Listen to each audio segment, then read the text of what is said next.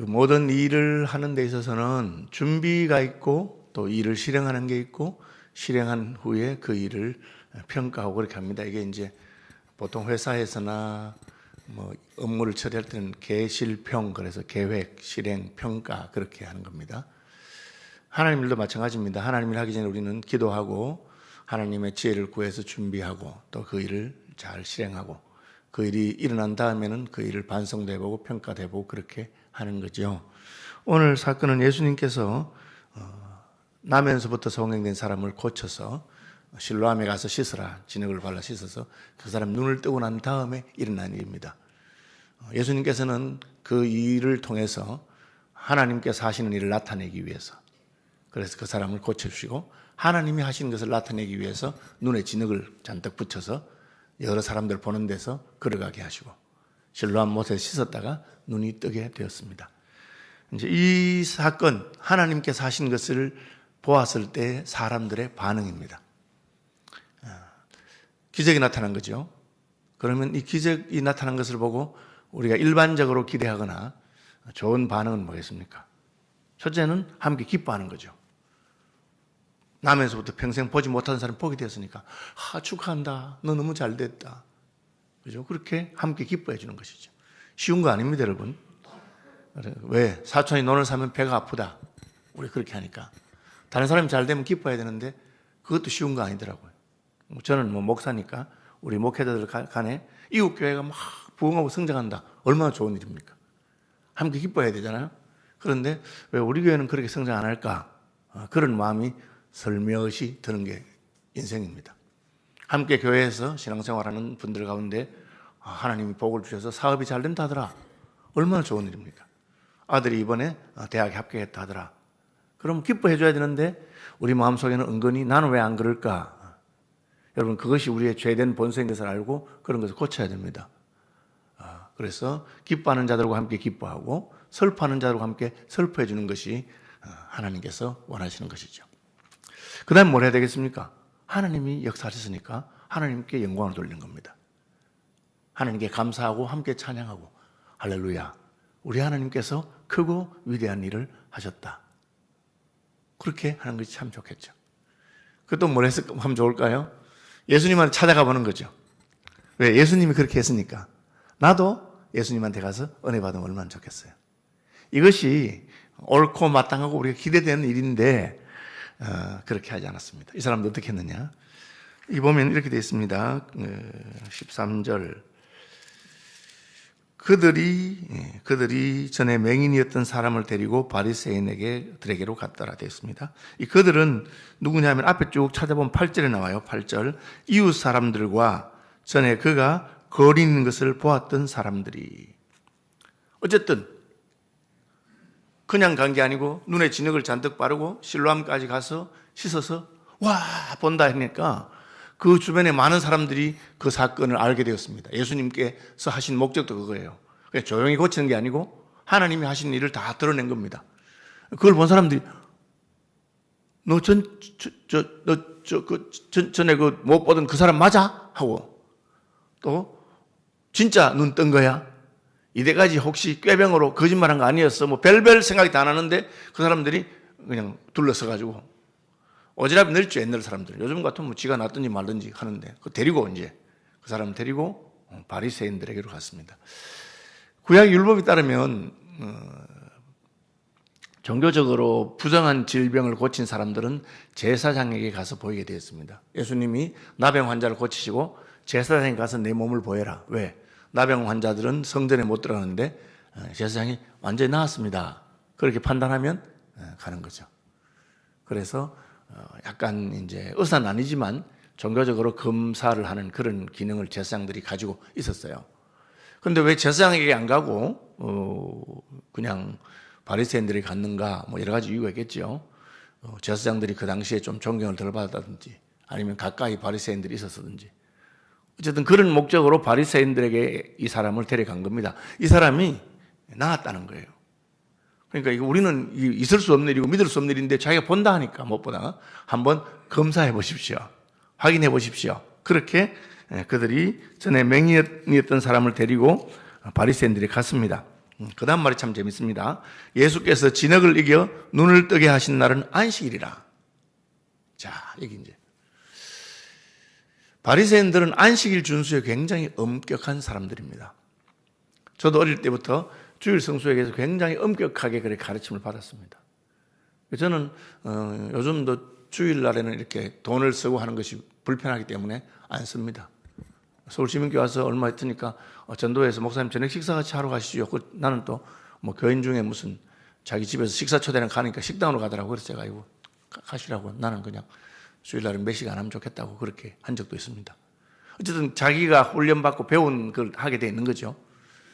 바리새인들이 안식일을 잘 지키려고 하다 보니까 어떤 것은 괜찮고 어떤 건 안 괜찮아 이런 걸 다 정해놨어요. 그래서 사도행전 1장에 보면 안식일에 가기에 알맞은 거리라. 그 말은 안식일에 몇 걸음까지 걸을 수 있느냐. 사람이 움직여야 되는데 그러나 너무 많이 걸으면 노동이다. 최소한의 걸음을 걸어라. 그렇게 정해놓은 거예요.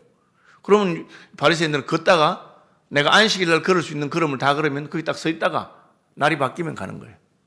대단한 사람들이죠. 그죠? 그런데 좀 경직되어 있죠. 아주 경직되게 안식일을 지킵니다. 우리 그 선배들 중에서도 그냥 토요일날 설교 준비하다가 목사님이 그냥 시간이 너무 많이 지나서 보니까 토요일이 다 지나가는 거예요. 그래서 빨리 면도를 해야 되겠다 하고 면도하는데 12시가 땡 한 거예요. 반만 했어, 반만. 그래서 그 다음날 설교 시간에 보니까 목사님이 면도를 반만 했어. 그 왜 그랬냐? 내가 면도하다가 안식일이 주일이 됐기 때문에 못했다 이렇게 한 거예요. 좀 요즘 들으면 좀 우스꽝스럽죠. 이제 그렇게 유대인들이 그런 바리새인들이 그런 사람들이에요. 그러니까 이분들이 딱 보더니만은 안식일 아니었어, 안식일? 안식일인데 왜 그 사람 눈에 진흙을 갖다 발라가지고 또 막 걸어가게 하고 그래서 고쳤어. 이거 안식일을 범한 것 같은데 이렇게 나온 겁니다. 자, 사람은 자기가 훈련받고 가르침 받은 대로 되게 돼 있습니다. 저는 어릴 때 이제 그런 안식일 준수를 엄하게 해서 그러면은 옛날에 냉장고도 없고 뭐 그렇게 할 때잖아요. 그러면은 뭐 가게에서 수박을 사고 싶으면 내일 써야 되는 수박이면 토요일 가서 돈 주고 가게에다 그냥 맡겨놓고 내일 찾아갈게요. 뭐 그렇게 하고 그죠? 그렇게 했던 기억도 나고 그래요. 그러니까 이 바리새인들이 볼 때 이 안식일이니까 안식일을 안 지키면 안식일을 지키지 아니하니 이것은 하나님의 사람이 아니다. 그러니까 안식일도 안 지키는 사람이 한 게 무슨 선한 일이겠느냐? 뭐 그런 식으로 판단하고 평가한 겁니다. 그럼 제가 답부터 가르쳐 드리겠습니다. 제가 이제 신학교 가니까 윤리학을 배우고 하는데 기생라합 사건을 가지고 교수님 물어보는 거예요. 기생라합이 거짓말했다는 거예요. 정당권을 숨겨주면서 거짓말한 거잖아요. 자기 집 지붕에다가 그 숨겨놓고 딱 덮어놓고는 정당권 있느냐 찾아오니까 예리고성에 그 찾아오니까 어제 저녁에 나갔다 거짓말한 거예요. 근데 그게 잘했냐 뭐랬냐 이런 물으니까 제가 참 그때 신학교 와서 열심히도 있고 하는데 굉장히 당황스럽더라고요. 거짓말하면 안 되는데 계명을 어기고 그래서 이제 그 교수님 지금은 이제 뭐 은퇴하신 교수님 그 교수님이 서울대 나오시고 아주 똑똑한 분이셨어요. 윤리학 교수님인데 그렇게 말하더라고요. 인생이 이렇게 살아가는 동안에 우리가 이 계명을 지키면 저 계명을 어겨야 되고 저 계명을 지키면 이 계명을 어겨야 될 때가 있다는 거예요. 만약에 정당꾼이 거기 저기 제가 숨겨놨어요 하면은 그 사람은 죽게 되는 거예요. 정당꾼을 죽이는 거죠. 하나님 보낸 사람들을. 그래서 이제 거짓말을 했다는 거예요. 그래서 잘한 것은 아니지만 우리가 부득이하게 이 계명을 어기면 저 계명을 이 계명을 지키면 저 계명을 어겨야 되고 저 계명을 지키면 어겨야 될 때는 그 계명에도 무게가 있다는 거예요. 그래서 거짓말하는 것하고 사람을 죽이는 것하고 한다면 사람을 죽이는 것이 훨씬 더 큰 죄이기 때문에 작은 것을 택했다는 거예요. 그런 식으로 가르쳐 주시더라고요. 그건 제가 신학교 때 배운 거고 제가 이제 쭉 또 목회를 하면서 계명을 지키려고 노력을 살아보니까 진짜 내가 아무리 성실하게 말씀을 따라 살려고 해도 안 되는 거예요. 바울 사도에게 하나님께서 예수님이 나타나서 그걸 가르쳐 줬어요. 바울은 어릴 때부터 나는 계명을 지켰어. 바리새인이니까 계명대로 다 살았어. 살았다고 생각했는데 예수님을 만나고 나니까 예수님 말했냐면은 네가 무슨 계명을 다 지켰냐? 예, 다 지켰는데요. 그러니까 제 9계명 십계명입니다. 탐내지 말라. 탐내지 말라. 탐이 나는데 어떡해? 이건 행동의 문제가 아니에요. 마음의 문제는. 탐내지 말아라. 못 지겠다는 거예요. 탐이 난다는 거죠. 남의 건데. 그래서 그 하나를 어기면 다 어긴 것이. 인생이라는 것이 그냥 우리가 하나님 말씀이 옳고 그것이 복되기 때문에 그렇게 지키고 살지만 그것이 결코 내 자랑이 될 수 없습니다. 왜? 우리가 100개를 다 지켜도 하나를 어기면 전과자고 죄인인 것처럼. 그래서 이제 계명에 대해서 그래서 예수님이 말씀하신 건 뭐냐? 말씀하신 것은 계명의 조문보다 훨씬 더 중요한 것이 있는데 그것은 계명의 정신입니다. 계명의 정신은 뭡니까? 하나님을 사랑하고 이웃을 사랑하는 것입니다.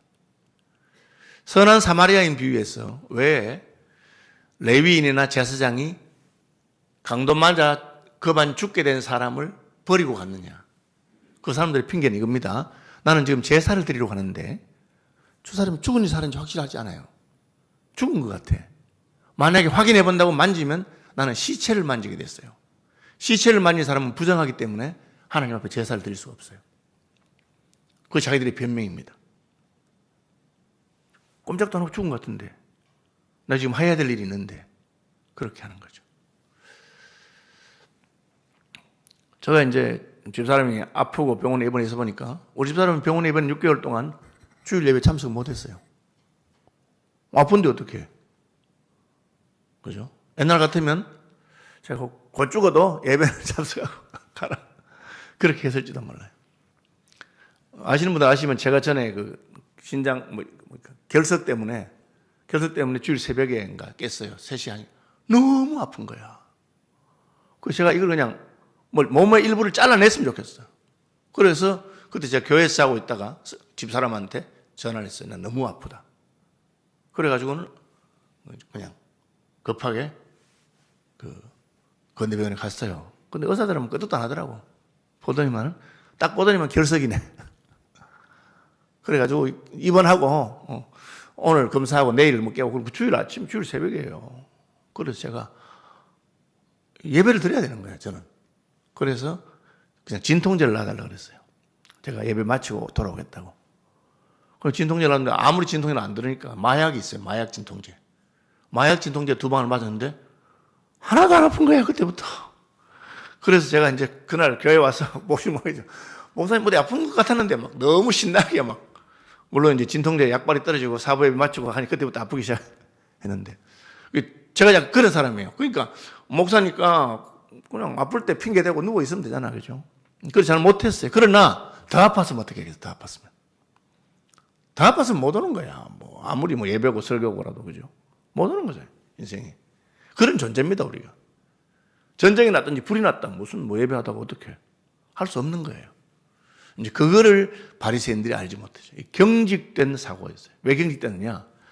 그 율법의 조문을 생각하고 그 정신을 모르는 거예요. 예수님은 그리고 안식일이지만 이 사람은 평생 앞을 보지 못하고 살았는데 내가 세상의 빛인데 오늘 예수님 만난 거예요. 예수님이 고쳐준 거예요. 귀신 들린 사람을 귀신 쫓아냈어요. 똑같이 안식일인데 그러니까 이 여인은 평생을 귀신에게 눌려서 고통했는데 내가 오늘 안식일이니까 하루 더 있다가 내일부터 거하라. 그렇게 안 한다는 거예요. 그렇죠? 강도 만나서 죽게 된 사람이 있으면 내가 제사를 못 드린다 하더라도 그 사람부터 살펴보고 살리는 것이 이웃을 사랑하는 것이고 하나님을 사랑하는 것이에요. 그렇게 하다가 혹 내가 계명의 어떤 부분을 범하게 되면 그건 잘못한 것이지만 그러나 더 중요한 것이 있습니다. 너희가 박하와 건차와 회양의 11조는 들이되 율법에 더 중한 바 의와 신과 이는 버렸다. 그러니까 하나님께서 볼 때 그 중요한 게 있는 거예요. 그거를 바리새인들이 알지 못했어요. 우리가 잘못 종교적인 열심을 가지게 되면 그렇게 하게 됩니다. 다른 사람에 대해서 비난하고 왜 죄는 그냥 열심히 하나? 그 사람에게 무슨 형편과 사정이 있는지를 알 수가 없잖아요. 그죠? 버스를 타고 가는데 아빠하고 아들이 가는데 애가 막 장난을 치고 막 떠들고 난리하는데 아빠가 그냥 가만히 두는 거야. 그러니까 참다가 사람들이 애 좀 챙기라고.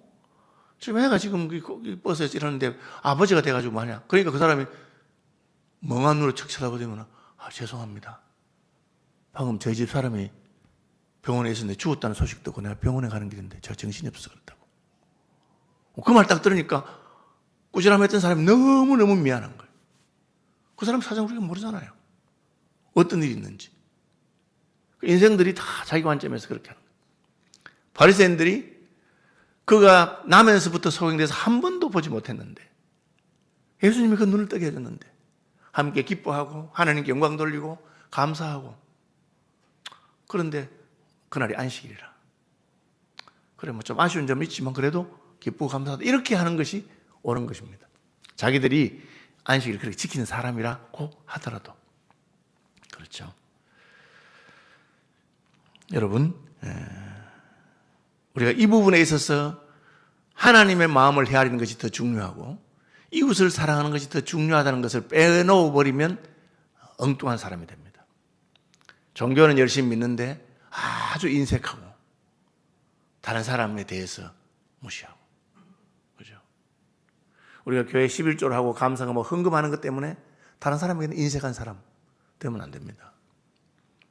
우리가 마땅히 사람으로 해야 될 일 다 하면서 하나님 섬겨야 되는 건데 그게 어려우면 저는 그렇게 말합니다. 그게 어려우면 헌금 적게 하시고 이웃에게 베풀고 하세요.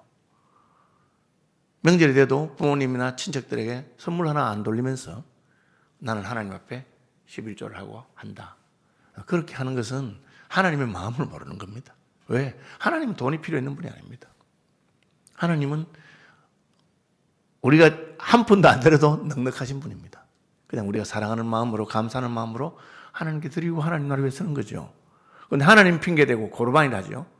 부모에게 효도하지 않고 하나님 핑계대고 하는 것은 잘못된 겁니다.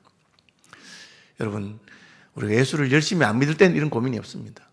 예수 열심히 믿다 보면 자칫하면 바리새인처럼 될 수 있습니다. 그래서 예수님이 이걸 일부러 기록해 놓은 겁니다.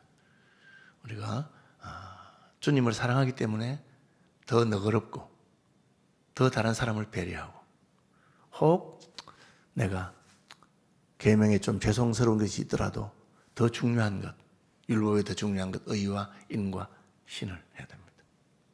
그죠? 주기도문 하겠습니다. 하늘에 계신 우리 아버지, 아버지의 이름을 거룩하게 하시며 아버지의 나라가 오게 하시며 아버지의 뜻이 하늘에서와 같이 땅에서도 이루어지게 하소서. 오늘 우리에게 일용할 양식을 주시고 우리가 우리에게 잘못한 사람을 용서하여